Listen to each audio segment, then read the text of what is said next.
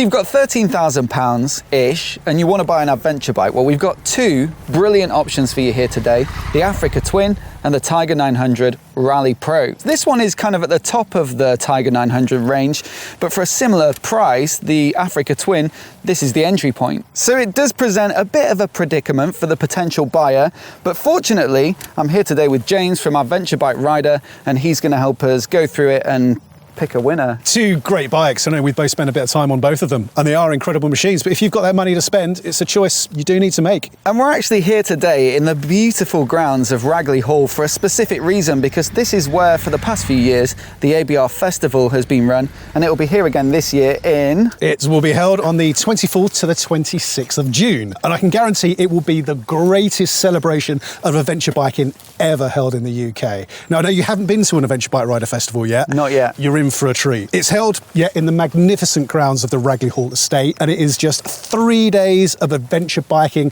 action, entertainment and fun. You know, whether you want to ride the 20-kilometre off-road route, which is big bike friendly, and there's a complete beginner section as well, whether you want to go on road ride outs, whether you want to explore the adventure village, listen to live music going on throughout the weekends, or enjoy a few pints, and there's always a pint for £3 with friends. There's just a huge amount going on, and it is an absolutely fantastic weekend that's not to be missed. Sounds amazing. I'm looking forward to my first experience here. I'll be here hopefully doing some talks potentially. Hopefully, if we can convince you to come along and give some talks at the campfire, that'd be fantastic. All right, let's jump into these two bikes, and we'll start with the engine, the beating heart of any motorcycle, and they're kind of different but kind of similar. So we've got an inline triple on the Tiger, 900-ish cc, and then a parallel twin with a 270 crank, 1100 on the Africa Twin. I say they're kind of different because obviously one's a triple and one's a twin, but Triumph did fit the T-plane crank to this bike, so it's not a typical smooth triple. It's actually got a bit of a rough growl to it, and they've done that to make it more competitive with the likes of the KTM, the Africa Twin. And yeah, I think it has worked to some extent. I rode my Tiger 800 this morning to Fowlers in Bristol, who were kind enough to lend me this bike for the day to shoot this review. And jumping from one bike to the other, the previous gen Tiger 800 onto this, you definitely feel more of that twinny vibe to it. Power wise, they're actually fairly similar, so about 100 horsepower peak on the Africa Twin, and then about 95 I believe on the Tiger. But in terms of torque, that extra couple of hundred cc's of displacement, that means that the Africa Twin is able to make more peak torque and lower down in the rev range. Now, you've had this bike for what, a couple of months? This is a long-term loaner, is it? Yeah, so this is the 2022 Africa Twin that we received probably a few weeks before Christmas as a long-term review bike for Adventure Bike Rider magazine from Honda. But we have had the previous model Africa Twin for about a year before that, I think. So we've got to know it pretty well. The 2022 model, very similar to the 2021 one. So there's not a lot of difference. But it's interesting, you say the beating heart of a bike, and it's almost the ultimate cliche to describe an engine, but it's so true when you talk about these two bikes, isn't it? Cliche alert going on, but you know, it really is. And two bikes that make similar amount of power. There is more than enough power on both of these bikes to take you, a pillion, some luggage across Europe, over the Alps and beyond. You know, that's not something up for discussion really between the two. Sure. But the way they deliver that power and the character from the engines is very different. You know, you spent a bit of time on Africa Twin, haven't you? And that engine is so full of character, isn't it? Yeah, I think a big part, something that I noticed with it, I think is that exhaust control valve. They say it kind of shuts and gives it that more pulsing exhaust note down in low revs. And the first time I had one delivered to review, I just fired it up and I thought, wow, it really does. They describe it as a throbbing exhaust note, which is a little bit of a bold choice of words. A little bit adult entertainment there. Yeah, but it is pleasurable.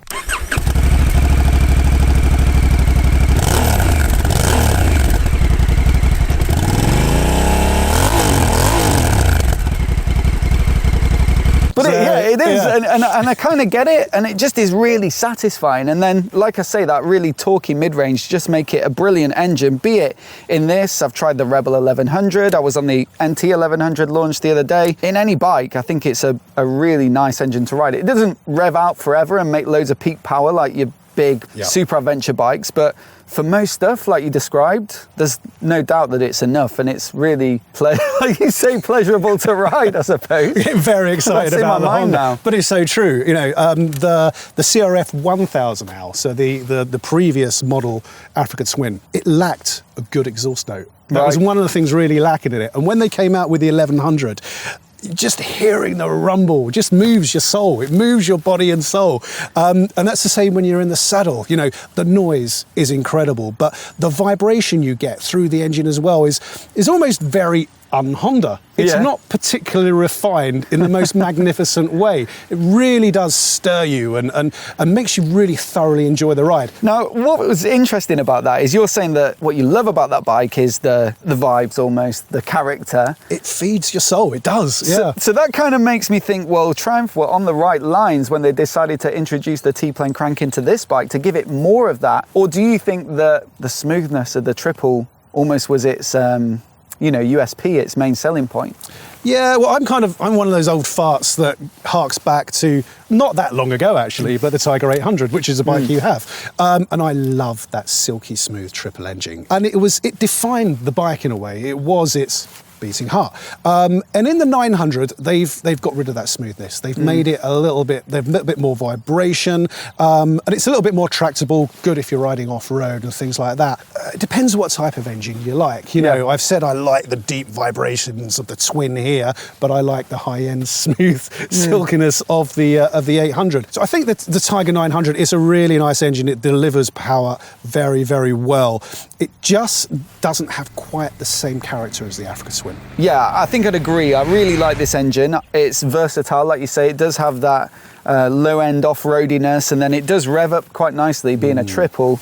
But I think out of the two, if I had to pick one, just for that extra meatiness I think that this bike has, that one might be my pick. Onto the handling, and we've got very similar bikes here in many ways. So a 21-inch front wheel, similar upside-down forks with full adjustability, similar fully adjustable shock with a remote preload adjuster, fairly similar radially mounted monoblock brakes, although I think the Tiger, it's fair to say, probably has slightly better spec brakes. So Brembo style EMA calipers, a radial master cylinder, braided hoses, so it really does have quite a sporty braking setup. But on the road anyway, they're pretty similar to ride, aren't they? Yeah, you know, they're big adventure bikes with big 21-inch front wheels. I think if you push these bikes really hard, you enjoy doing track days and things like that, then you'll probably find their limits. As an adventure biker, that's not something I do. Whereas if I'm, you know, cruising along, slicing through some country lanes, they both handle really well, and they're both, you know, more than capable of having a lot of fun. They don't feel vague. The steering's pretty agile for what they are, and I certainly don't ever feel they lack it in any way in the handling department. Size-wise, they're pretty similar as well, aren't they? When you sit on each bike, there are slight differences in the riding position. We'll get onto that in a bit. But in terms of like one being a big, cumbersome adventure bike and one being smaller, I mean, we do have the different engine sizes, but physically, they're pretty similar as well. Yeah, I think the Africa Twin does feel like a big bike, and I quite like that. I quite like the feeling of barreling down the road on a big bike with a lot of road presence, but it really is surprisingly agile, and particularly at slow speeds, where you start rolling slowly, and, oh God, I'm going to enter the world of cliches here, but you do feel that weight just disappearing to an extent. So I think if you're used to riding big bikes, you certainly won't be put off by the size of either of them, really. And with regards to riding off-road, I think you said you've done quite a bit at the Adventure Centre on this bike, and then myself, I went on the launch for the Tiger 900 in Morocco. We did a whole day of riding off-road there. Both of us came away, I think, thinking each of them were pretty decent off-road as well. Yeah, and I always preface this by saying, I'm no off-road riding god. I'm not. I enjoy it. I enjoy doing a few green lanes, but you know, I'm very, very average ability, and I think it's great because the majority of people who will want to ride these bikes off-road, if they do, will probably be of average ability as well. And the thing about the Africa Twin that most impressed me is that it's damning with faint praise a little bit, but it's like a tractor when it goes uphill. You know, I was at the Honda Adventure Centre down in Exmoor, and the thing just motored up the steepest of inclines and really surprised me at how capable it is. And as ever, we say this with these adventure bikes, the bikes are far more capable in the rider, particularly when I'm doing it. But it is a very, very, very good off-road bike, as long as you're aware it is a big hulking beast. It's not going to be as agile and as nimble as a trail bike, but for a bike of its size, very good. Haven't done too much off-road work on the Tiger 900. a few green lanes. And again, for a big adventure bike, it handles it very well. Yeah, I think I'd agree. You know, you got to know its limits, but it's always been much more capable than me in any sort of circumstance I've tried it in. And yes, I think we're pretty even Stevens there on the handling. Yeah. Comfort-wise, my next category, I think this might be where the Tiger starts to edge away a bit if we're thinking about sort of putting in big miles, just in terms of it being top spec of its model lineup, because you get a lot of kind of creature comforts. So an adjustable windscreen, full handguards here as well, so they're going to keep a little bit of the wind off your knuckles. Cruise control, heated grips, heated seats, front and rear, separate switch for the pillion seats so you can have two different temperatures. They really have thrown the works at it, whereas the Africa Twin being the entry point, you don't quite have as many of those little mod cons, do you? Yeah, you're right. You're looking at the top spec Tiger 900. Yeah. You're looking at the entry-level Africa Twin. Now, I'm going to try and divide opinion away from my heart and my head here. Yeah. Because my heart loves the engine of this bike, as we've said. But right, you are missing a few creature comforts, which I think on any adventure bike which costs 13,000 or so plus pounds, you should definitely have. First of all, the screen. You know, this is a real pet hate of mine, and we're seeing it more and more on adventure bikes. Yeah. But an adventure bike, which generally are used for touring, mostly on road work, with a tiny stubby screen. Now, I know the thinking behind it. This is meant to be the more off-road focused version of the Africa Twin, so it's a stubby screen to help you see the trail ahead. But the reality is, the vast majority of buyers, in the UK anyway, will not be riding off-road that much on this bike. Perhaps they don't want to go for the Adventure Sports, which is more expensive, has more tech on it, and has got a bigger fuel tank. Perhaps they want the standard bike. So I cannot understand why Honda would not put an adjustable screen on this bike. Yeah, I mean, the solution is simple, isn't it? If you want to see a bit more of the trail, and then if you're wanting some wind protection, pop it back up. It's a bit of a shame, and I've always thought the same. And it's the same with the handguards as well, isn't it, really? Yeah, you know, they're plastic, and they're relatively small. Yeah. So you're going to get wind chill. I commute on this bike. I've been commuting the last couple of weeks in the depths of winter, and it's really taken away from the pleasure of riding it. It's an easy fix. Just get a bigger screen and get some bigger handguards. But at this price point, that's something that I'd want to see coming straight out of the dealership. I'd say the fundamentals of the riding positions, I think you thought that you're a little bit further forward on the Tiger and a little bit more sporty, so slightly more road bias. But again, much like I was saying with the handling, it's not night and day between the two. I think if you look at the shape of the saddles here, the sort of height of the pegs, the bar position, they are fairly similar. So ergonomically, you know, there's not a massive amount between them. And that's why I think it's those little gadgets that sort of make this the one that's, you know, if you're doing a big motorway stretch, you'd probably pick this one. What I will say is the price gap between them is about, I think it's about 600 or 700 quid. So if you were doing a very direct comparison, you could probably treat yourself to a couple of those bits from the Honda accessories catalogue that would sort of make it a little bit more appropriate for distance riding. So extending the handguards, heated grips, extending the windscreen, and you've got something that's more fit for purpose. But you know what, despite that, I'm going to be completely contrary here. I would go for the Africa Twin on a long distance journey. Again, they're both great over long distances, but I love that upright seating position that you get with the Africa Twin. You kind of sit in the bike more than on it, and it just feels like a big road beast as you barrel down the road, and I really enjoy riding it. And personally, I'll probably splash out a few quid on those extras if I was going to do a long distance journey on it. I think this is the first one we've fundamentally disagreed on. I just couldn't ever pick that for motorway riding and touring in this spec. And so I think we'll have to give it 1 point from you for the Africa Twin and 1 point for me on this. Now, what's your take on tech? Because I think most motorcyclists are somewhat split. You know, some people want the bare minimum and they don't want anything extra to go wrong.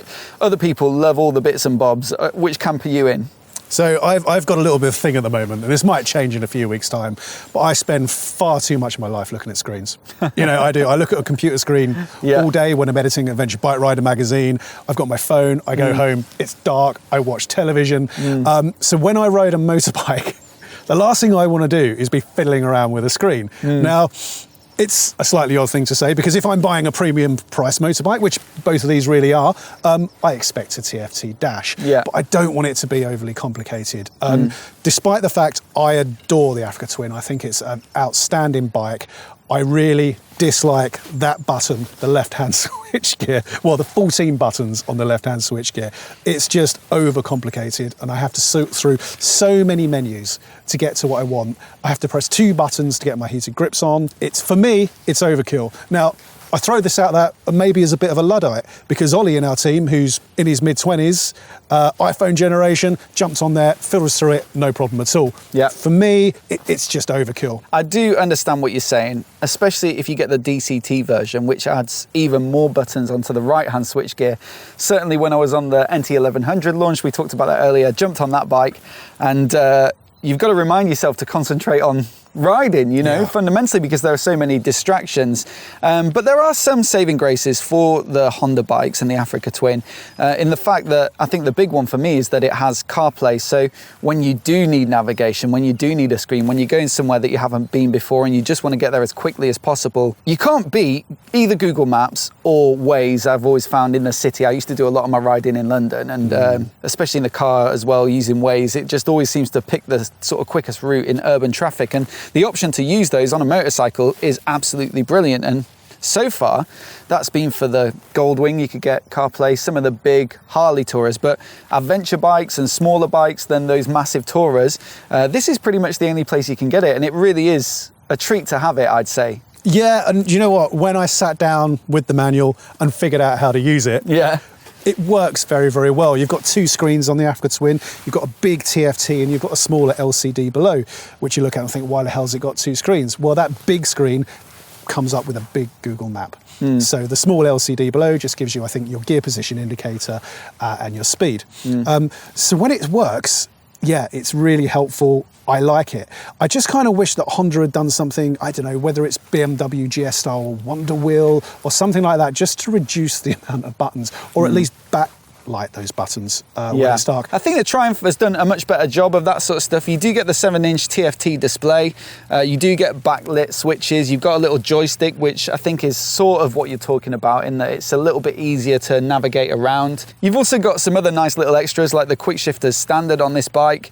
And as a tech package, it really does feel very good. You've got all your riding modes, and then I think there are 7 riding modes actually on the Rally Pro, because you get Off-Road Pro where you can switch everything off. So it really doesn't have much that I can think of that you'd be wanting. The only thing I will say is that in order to use it for nav, that lovely big 7-inch TFT display, you've got to use the My Triumph app, and I found it does drop in and out a bit. And if I had to choose for the more reliable and usable navigation system, it would be CarPlay. Yeah. Or you can use the Africa Twin's system with an Android, which I do. And the Africa Twin as well, we're talking about rider modes, different settings and traction controls. You know, you can really fiddle with this bike to tailor it to suit your needs. Again, that's not really something that I enjoy doing. I like to jump on a bike and go for a ride. But, you know, the tour mode is great. The twist open the throttle, and it really does dart forward. The urban mode dampens it a bit. So, yeah, you've got everything there in terms of rider aids. But I think this is just a little bit more intuitive and pleasingly designed. Look at those switch gear, the way that the interfaces are designed. That looks a little bit, I said in my original review, the layout of that screen is like a machine that you'd find in like a hospital. It looks a bit medical, doesn't it? Whereas this is a bit more dramatic. And you know what? I like almost the basic approach to switchgear. Those big knobbly buttons, which probably don't look quite as tech as the buttons on the Africa Twin. But this time of year, when I'm bearing big winter gloves, it's just perfect for trying to thumb, whether it's your hazards or the indicator or your horn. Plus the backlighting. I think that's Tiger Edge is this one. Now, when I surveyed my audience, they say that I think it was either the first or second biggest factor in buying a bike was the way it looks. Yeah. 2 great looking bikes though. I think I prefer the Tiger in the matte khaki. It's the best selling colour, the sort of like khaki green, almost army looking version of it. But they've really done a great job on all of them of giving it a slight rally vibe. I believe it was influenced by this Tramontana rally concept of the Tiger 800, and they took some of the elements like the sort of more rally shaped windscreen, these side panels, sort of lighter finish on the subframe, and sort of put them into a production bike. And I think the result is something that's a handsome looking bike. On the other hand, I've always thought the Africa Twin is like one of the best as well. I think the Africa Twin is the best, if not the best looking adventure bike around. I think the Multistrada V4 might vie for that in a kind of smooth Italian suave kind of way. Yeah, they're both great looking bikes. I think the 900, it's got more of a, I can see you slinking through the streets of London on that bike. Maybe because it's black.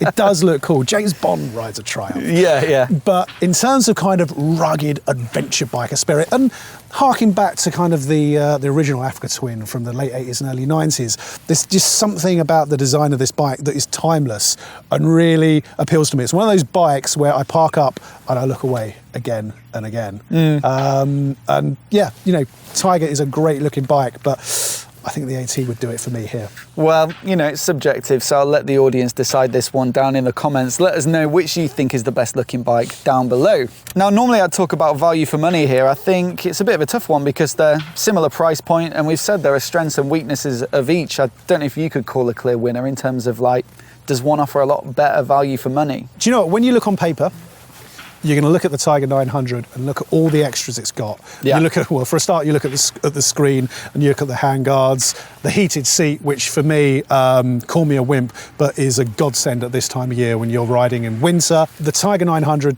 is better spec'd. Yep, engine bars, peripheral lights, and those little bits and bobs. The fundamentals, though, I think for you really like the engine on this bike, and so it's really that trade-off of, like, do you go for all the features, or do you just go for the one that, you know, you like the rudiments of? Yeah, and that's it, and that's why I say on paper the 900 wins here, because so much of riding a motorbike is not analytical. You know, it's following your heart, and if you jump on an Africa Twin and you're stirred by that engine and you know you love the bike, then you're going to be happy to forego a few of those extras.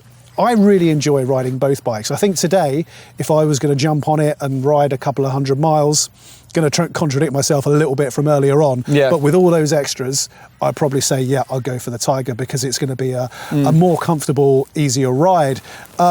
If I was to buy the bike though, and I'm thinking about, well, I could add some stuff to myself, then it's tricky. The Africa Twin on paper is not such good value for money, but you do get a cracking machine. Yeah, I think what you've got to do is figure out what type of riding you're going to do, and therefore what accessories or features you think you'll need, and then get yourself on the configurator for both bikes, and you'll probably find out quite quickly which one makes the most sense financially. I think it's probably time to call an overall winner. I can't quite tot up the points, but I think we said the engine was better on this bike, handling wise similar, comfort wise we did a point each, tech we biased towards this one, and so I think we've come out about even Stevens there. Which one would you buy? It's your money on the line. Honestly, you know, I have the Tiger 800, and this just feels like a continuation of a bike that I love. The engine is a bit of a change I think I could live with, but it has a lot of the same features, you know, like I said, the ease of use, the sort of aesthetic of it, the way it handles, and it just takes the Tiger 8 and then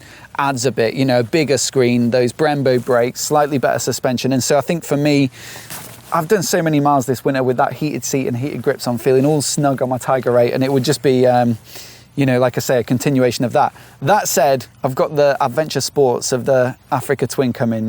In fact, it's been delivered to my house today. You're lucky. My wife let them man. into the garage to drop it off. And yeah, I think come back to me after I've ridden that for a few weeks and see what I say. I think what about you? My head would say the Tiger. Yeah. You know, if we're looking at, I've got a certain amount of money to spend and I've got to choose between these two, my head would say the Tiger because it is a great machine. It's got all those extras and you can't go wrong with it. But my heart would say the Africa Twin, probably for two reasons: back to the engine and also back to that seating position, because I just feel like king of the road when I'm sitting in an Africa Twin. All right, well, I think that basically is clear as mud, is it? Hope you've enjoyed it regardless. Let me know how you're all getting on in the comments below, and if you've got any questions, we'll try and get back to you. And if you're new here and you want to see more videos like this, hit subscribe, and I'll see you next time.